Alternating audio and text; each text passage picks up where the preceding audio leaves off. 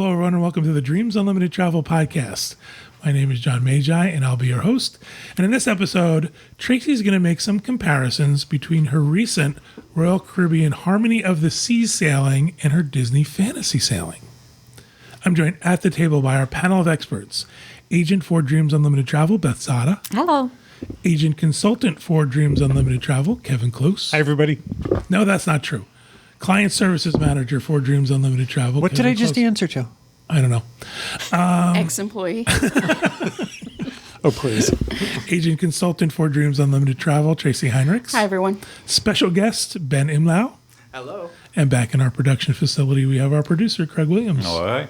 Hi, everybody. Welcome. Welcome. Thank you for being here and being a part of this conversation. Ben, thank you for sticking around for a couple of shows. Oh, why not? That's what Tracey says every week. I got nothing better to do. Why not? I'm here. As I mentioned, Tracey had a chance to sail on the Harmony of the Seas as well as the Disney Fantasy, fairly close together. So she's got some comparisons between the two ships, between the two experiences, and I'm excited to hear it because we actually have a Harmony of the Seas cruise coming up. So I think the Harmony out of Port Canaveral is probably right now the closest comparison to a Disney 7-day. So the Disney Fantasy, both of them sailing out of Port Canaveral. I think the Harmony and the larger Royal Caribbean ships, those are kind of the closest Royal Caribbean has to Disney. Yeah. And I had done both of these sailings within a month of each other. So they were fairly close, same kind of season, December, January. So it was interesting. And I hadn't been on a 7-day fantasy in quite some time. I'd done other Disney cruises, but I think it might have been a good 5 or 6 years since I had been on the fantasy. You know, the tough part is there's so many choices now. Oh, absolutely. So it's like, you know, you want to get back on Disney, but there's so many other great cruise lines out. Yep. And I think the last one I had done before that, that was longer, was when we had all done the Magic from New York to Was that Canada. the Canada? Yeah. Yeah. That was a great cruise. Yeah, it I was. love that cruise. So I thought, you know what, both opportunities came up. Let's give it a try. And we talk a lot. And I've made no secret about the fact that I kind of Celebrity, Royal Caribbean, those have become my preferred vacation cruise lines lately. And I don't think that changed after these. But what did change was I looked at Disney a little differently. And I thought, I can see where the extra value is. We talk a lot about the fact that Disney's more expensive. I'm not going to say worth it because worth it is different for everybody. Right. What I consider worth it, you may not, and vice versa. So I'm not going to go with worth it or value or exact dollars kind of thing. That's always frustrating when people say that, right? When Right. clients come to us and say, excuse me, they say, is this thing I want to do worth it? Kevin just got is a French veranda worth it on a river cruise? Right. And you think, well, I don't know, I can't get in your head. Right. And then worth it just means something different for everybody. So I'll tell you some of the things that I see are increase in value, and everybody can decide for themselves, you know, if that's somewhere that it would be worth extra money for you to spend or not. Before you start, Yep. same itinerary? Very similar. Okay. Very similar. Both were Western Caribbean. A couple minor variations in the stop. Okay. I will say I really wanted to compare the private islands, and because of weather, we didn't get to Castaway. Yeah, I was following you on Twitter. Yeah, so that was disappointing. I And will I had say, a little bit of Schadenfreude. yeah. Oh, they can't get to Castaway. Wow, that was deep. There must not have been anything on TV that day. So I will say the captain really tried. I mean, he tried once, couldn't get in. It was really windy throughout our whole cruise. Weather was a bit of an issue. That's usually the reason you can't Yeah. get to Castaway. It's because of the way they have to Right. berth the ship. Yeah, the wind and the way the currents were going. He did give it an hour and came back and tried again. So I do think he gave it the old college try. There were a couple of days where I even had motion issues on that cruise, and that's unusual. I'm not usually bothered by it. But this is kind of also a thing when you're cruising in January. It can be a little bit in December, but I find January into February are probably some of the cooler months to cruise, especially, you know, when you're heading down towards Bahamas. When you get further south into the Caribbean, it's not as bad. But that Castaway area. So we didn't get to do Castaway, so didn't get to compare them. I had talked about before how much I really enjoyed Coco Cay and The Perfect Day. I've been to Castaway several times. I don't think I can do a fair comparison because I hadn't been there in a bit. But, you know, I think it's fair to say both have really quality private islands. We could see one of the Norwegian private islands off in the distance from Coco Cay, and it just looks sad.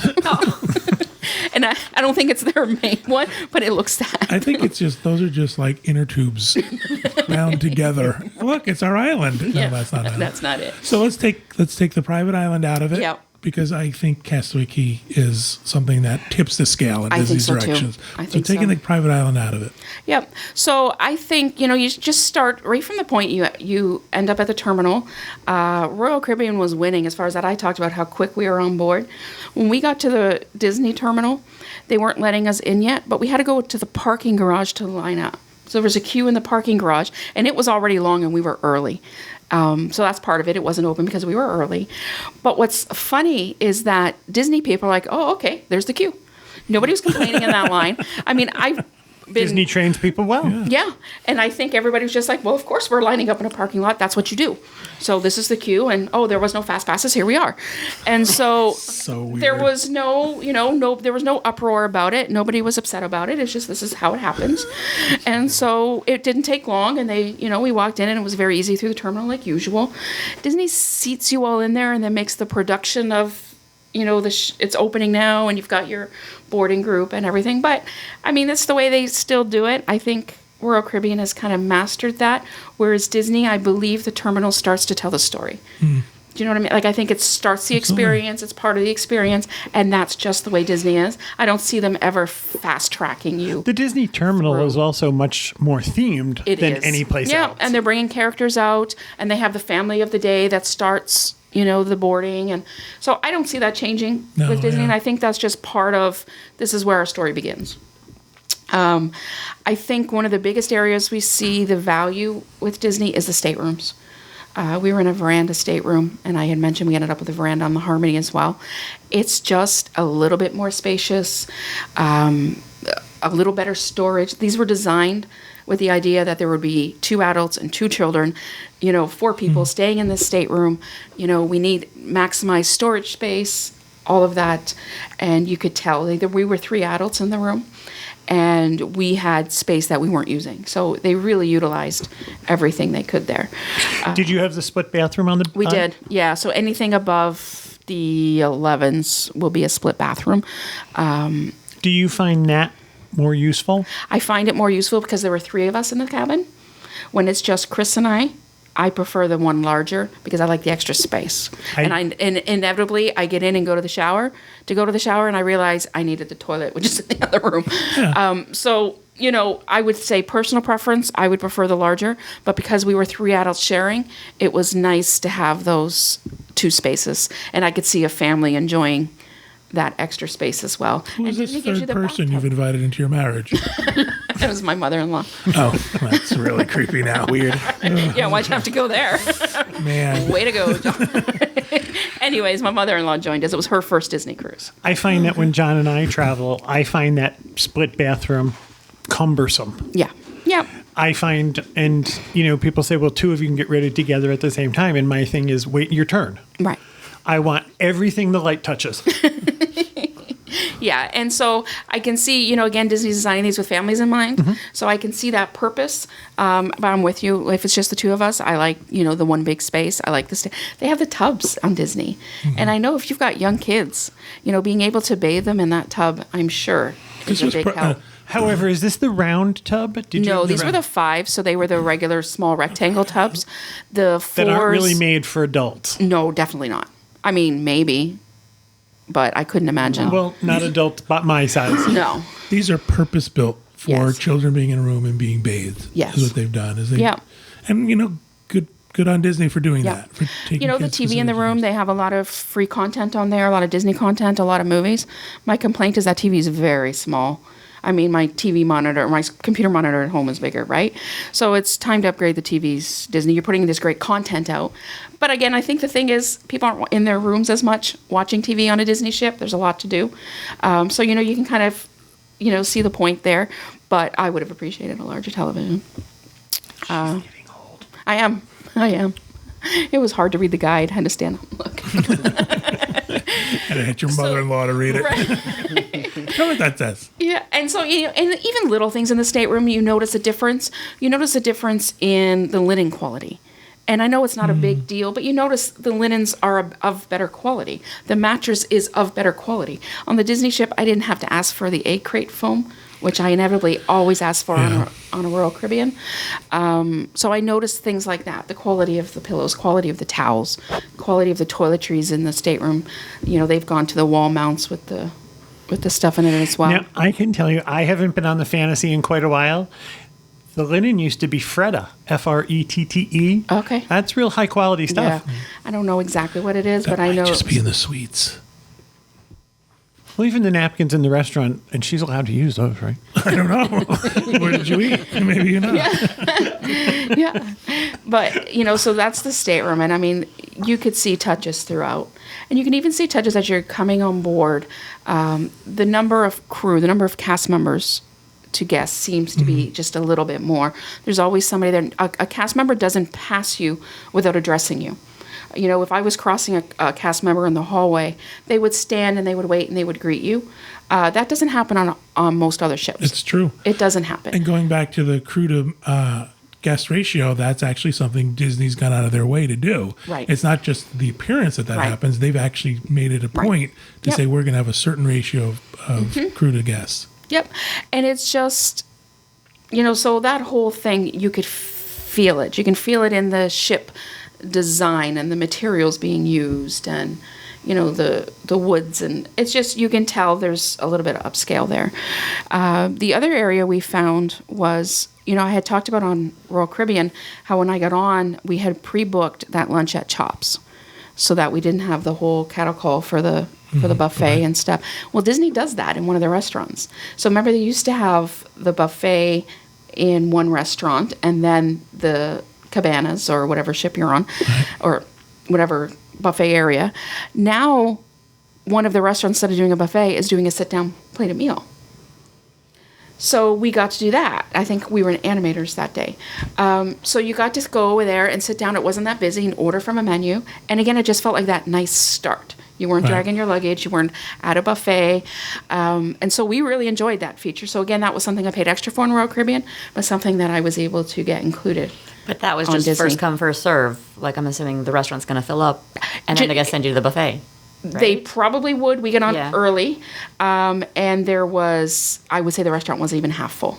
The last time we were on the Disney ship, and it was that Canada cruise, that happened to us. Yes. We went to try and get into the sit-down restaurant, and we were Yeah. room at towards the end. buffet. Because I think they only do it like a very short time. Like I want to say it's open for like maybe an hour and a half, where they get, you know, you first rush. But that was a nice touch for us. Excuse me. The other nice touch for us is that I didn't have to buy a soda package. I like that, you know, with all of my meals, I do. There's the public stations where I can refill, you know, a cup or if I want. So even like things like coffee and hot chocolate and, you know, my mother-in-law can go up and get her coffee every morning. And And to be fair, that's available on Royal Caribbean. There's a coffee there station. is a coffee station. Yep. Just not soda. Also, and it's I'm of the opinion that it's not that good of quality on Royal Caribbean, but it's still available. Yeah. And I can't, my mother-in-law seemed to do okay with it on, I mean, she had free reign. We told her she Is could it go Disney to. Joffrey's? I think so. Are they doing that on the ships now? Yeah. I'm not sure. I'm not a coffee drinker, so. But so I mean, just having that was the savings for us, not purchasing an alcohol package.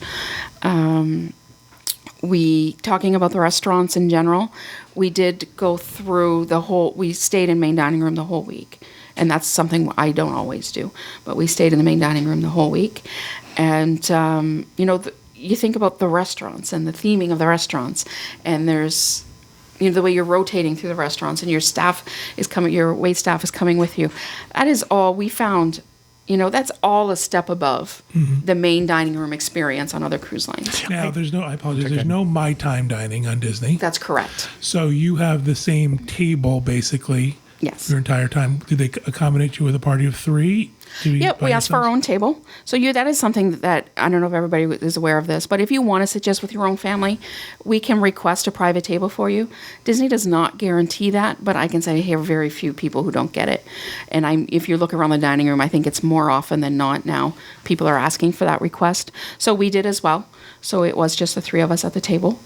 Now you're fairly close to other tables, so I mean, there's still conversation and there is still, Right. the option to interact. But we found overall the food in the main dining room.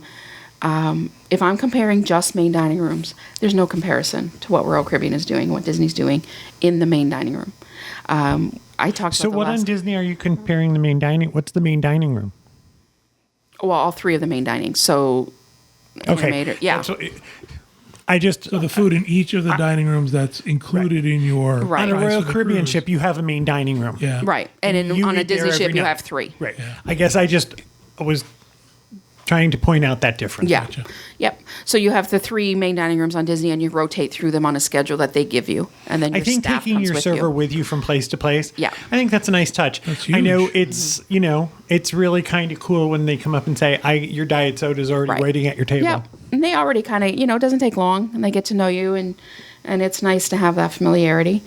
So when I'm talking about comparing food, I'm talking about what was offered. So there was a lot on Disney. There was a lot more seafood options, which, if you don't like seafood, isn't great for you.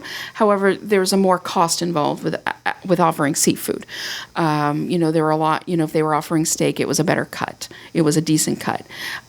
Whereas I find in the main dining room on Royal Caribbean, I find there's a lot of lower end, maybe more simple dishes. And we did have the dining package on Royal Caribbean. So I found our dining on Royal Caribbean was similar to the level and quality we got on Disney, but I paid extra for it Right. on Royal Caribbean. So that's an extra cost as opposed Right. to So while the Disney. Royal Caribbean cruise does cost less, there's no doubt about that. It does cost less.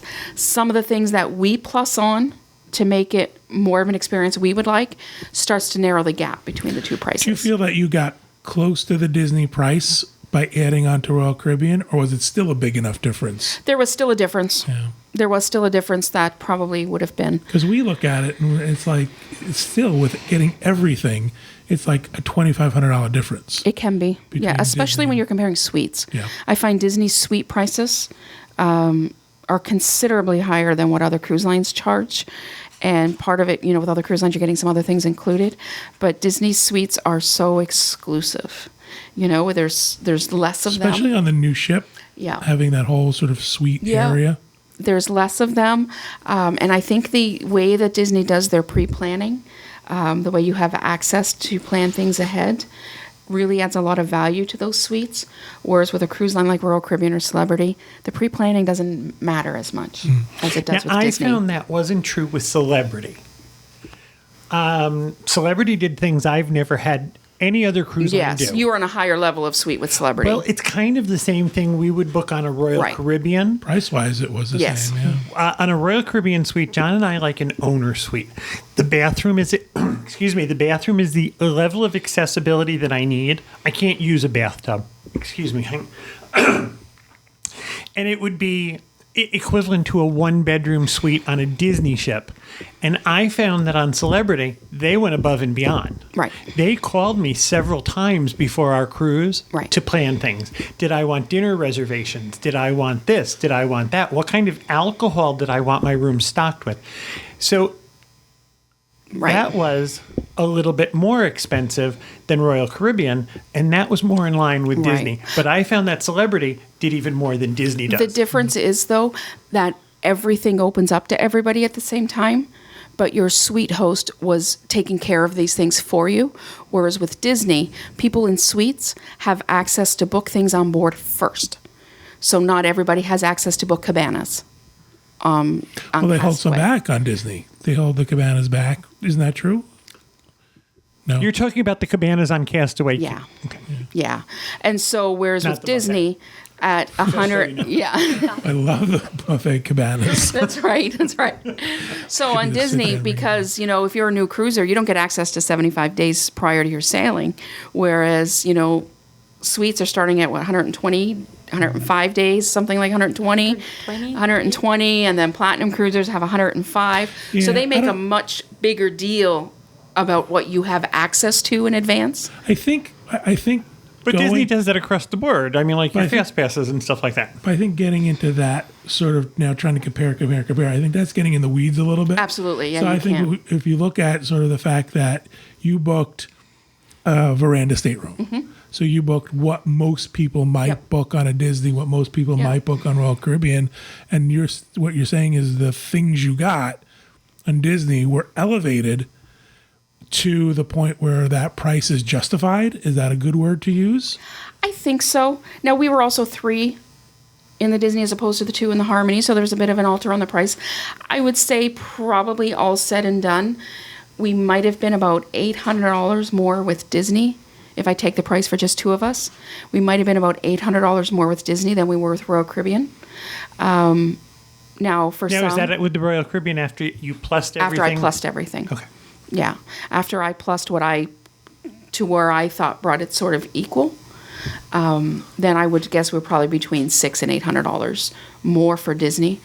And for some people, that's going to be worth it, especially if you have small kids. If you have younger kids, we're talking, I think, probably under 10, 11. These kids clubs in Disney, I always go to the open house on the first day just to kind of refresh myself. These spaces are incredible. Nobody compares to Disney's nothing kids compares, clubs. Nothing.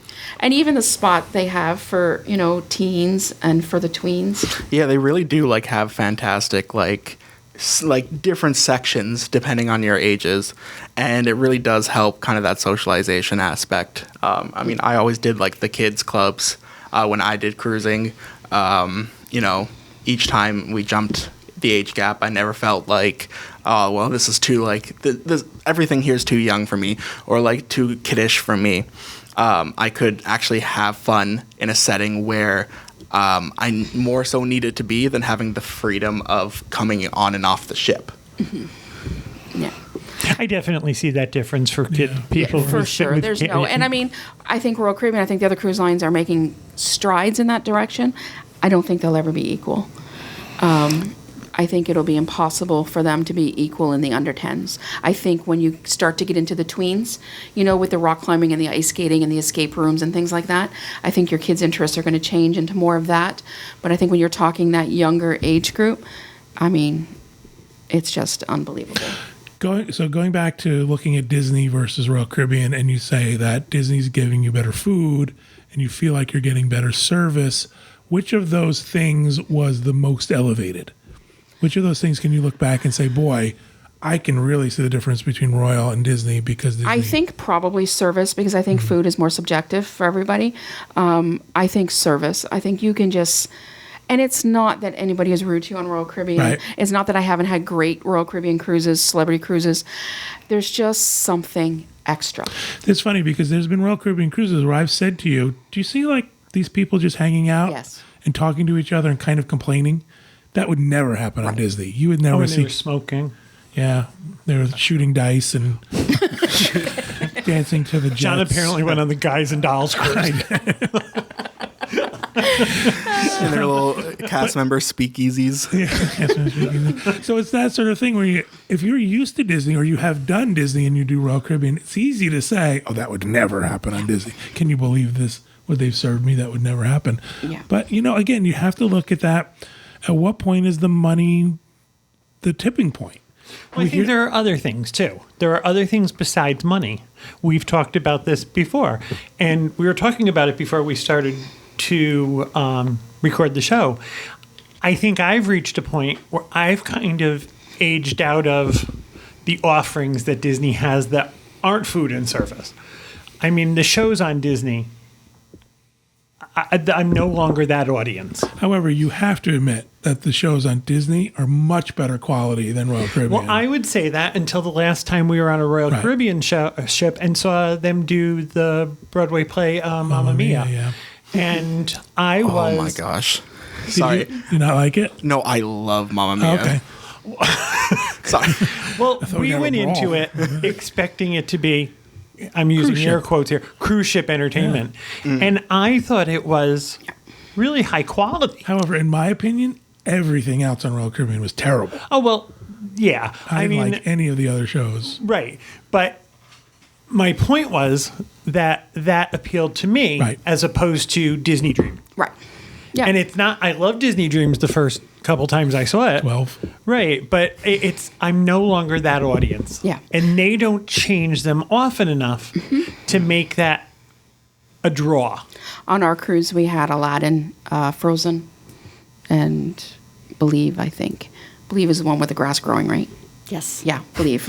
Is that the one that doesn't How really does make the a whole garden lot of grow? sense? Yeah, That's the one with How the Does the father, Garden Grow? right? Yeah. Yes, that's And, you watch these and you just think, it is like I just saw 3 Broadway shows. And I agree with what Royal Caribbean is doing with their Broadway productions. They're fantastic. But outside of that, it kind of pitters a little bit. And so with Disney, you've got these. But like Kevin said, I mean, this was my 18th or 19th Disney cruise. I've seen them. Right. How many times can you see them again? We also, Right. They're great. I also like the fact that on a Royal Caribbean ship, especially the bigger ones, that there is sort of a meeting place. There is the promenade that has the shops and the other little dining establishments and stuff like that.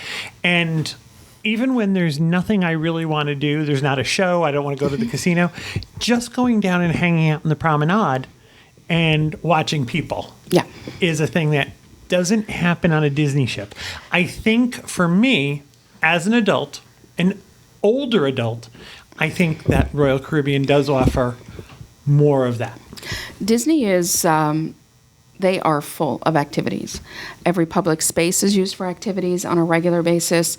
If, they're using the lobby, so there's some great tables and areas where you can sit around the lobby, but they're often using the lobby for activities.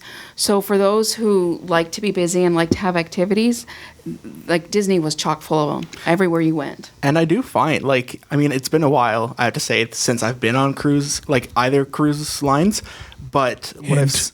Yeah, that was subtle. Oh, no, I can't even get my wife on a cruise. I'm trying my best. But the thing is that Disney has a lot of options for a lot of different, variations of what you like. And a lot of activities based off of that, based off of age, everything like that. Whereas if you kind of go from what I've seen from other cruise lines, you don't have as much of that variation. You kind of have the typical cruise line stuff. You have the bingo, you have the stuff like that. And again, that's going to appeal to different people. Exactly. Yep. I like the Right. I can take my book. And this was our problem on Disney. While we could see all the activities and all the staff they put into this, and again, there's some value. This is where some of this money is going for the extra cost. For us, we didn't have a space where we could just hang out. Right. And So- that's one of the things I love about the promenade. Right. There's a couple of places where you can just go down and grab a chair and just sort of Yeah. be out in public. And they'll on Celebrity, they would have the lounges where you could go, and sometimes we could just bring a deck of cards and just sit down, or we would bring our stuff because we work on every cruise. I've said that before, and that's part of it for us. We don't mind doing it at all, but you would take it to a public space where you could still be out and do a little bit of work and Still enjoy your get time. a drink, get something to drink. Exactly, but whereas on Disney, there was no spaces to do that. So what's happened in our industry, and we see it for sure, is that people who have done Disney for so many years are coming to us and saying, listen, I'm getting priced out. Disney's become too expensive. I can't afford it anymore. Where else should I go? What should I look at for cruising? And in the first place, I think we send them is Royal Caribbean. Typically, yep. Typically Royal Caribbean. And then there's 2 reactions to that. I see, I'm never doing Royal Caribbean again. It's not Disney. Or I see, thank you for introducing me to Yep. this Right. incredible product that's Yep. so much cheaper. And sometimes I have families that'll go to Royal Caribbean and they'll say, that was all great for what we paid, but we've decided we prefer Disney. We're a Disney family. Yep, that's And right. Perfectly fine. And that's exactly what happens. I mean, the other thing with Disney too, the movie theater with the first run movies, yes. Just going to say. that is value added. I mean, the week that we were on it was Star Wars Day at Sea when we were on the ship. So they were playing, Star Wars movies, but others as well. Families who didn't see, if you got a family of 4 going to the movies, that is not a cheap day. No, yeah. And so I know people say, I don't go on a cruise to go to the movies, but I bet you lots of families go I on a gotta cruise to tell go to the you, movies. I think every cruise ship moving forward should have that movie theater. I Yeah. agree. There are days when you've had too much sun. Yep. There are days when it might be drizzly outside. I think that is a huge plus in Disney's favor. Yep. Other cruise lines try and kind of We were on a Royal Caribbean. I think they turned a conference room. Yeah. And they put up a screen, like an old-fashioned screen. And And they'll do it on the pool deck. Or Yeah, they'll do it in I the mean, main in the actually- main theater. I've seen a couple movies in there. Yeah, but it's kind of, I think that's a big thing Yes. on Disney. Yep. If they could, I would like to be able to push Disney and Royal Caribbean? Oh yeah, if I could create my perfect cruise line, right. Yeah, for sure. Each offers something. Yep. And Absolutely. Disney has the refillable popcorn buckets. They've taken those on the ships.